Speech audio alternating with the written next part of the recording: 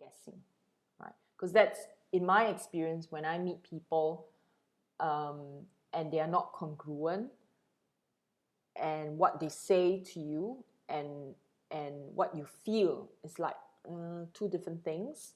And when people are not congruent, you will get this odd feeling in your stomach and in your chest. Something is like, okay, a bit off. We need to also watch for this incongruency. And that's again quite popular in spiritual movements. And we need to watch it within ourselves, especially when we're not congruent. And let's say we want to be something, right? We want to be, I mean, it's okay to want to have spiritual aspirations, right? Like we want to be really spiritual, but then there's a struggle, right? And during this phase of struggling, we can be very incongruent. Our energies can be that way. So we need to check in, right? Like, okay, in my struggle, in as I grow and I'm trying to develop self-leadership and self-discipline, I have to accept that there are times when my energies are not congruent and be okay with that. And when you're comfortable accepting that, a lot of it is about acceptance, yeah?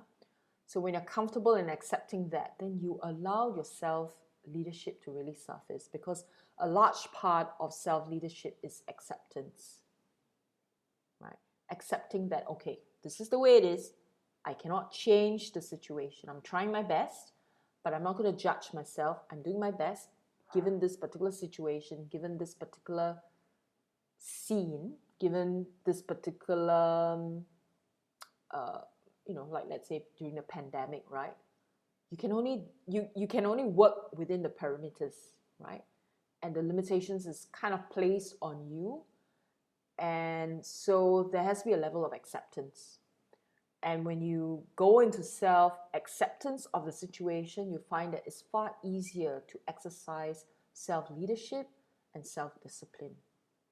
A lot of times when we're not able to exercise the self-leadership and self-discipline is because we are not accepting of the situation and we're trying to force things to happen, and we think that we are exercising power. All right? I hope that clears things up for many of you, especially those watching this as a recording, because I received some questions about this. The self-acceptance is a very big part of self-discipline and self-leadership. Because if we are struggling so much in accepting situations or accepting our pitfalls, right? Accepting our faults and accepting all of that, and we're trying to keep covering it up.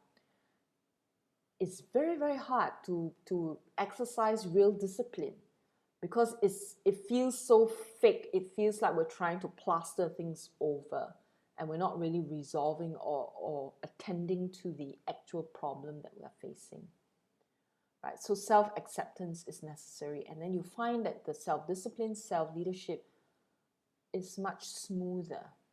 Right? I learned this the hard way, so I'm just sharing this from experience so that,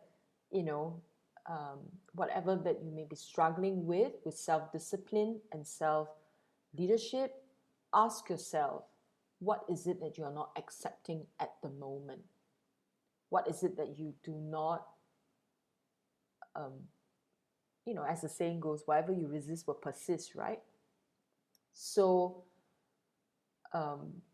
speaking about my own struggles, right? When I find that if I struggle with something, and in my mind, right, your mind trip, and the mind says, yeah, but I cannot be like this. I have to do this. I have to do that. I cannot be like this. It means that it is not self-acceptance, right? Because you're struggling, right? So in my process, I was struggling because I want to be that and I don't want to be this. So much struggling. When I struggle and I do not accept, then it's so hard. I feel like I'm a hamster on a wheel, right? So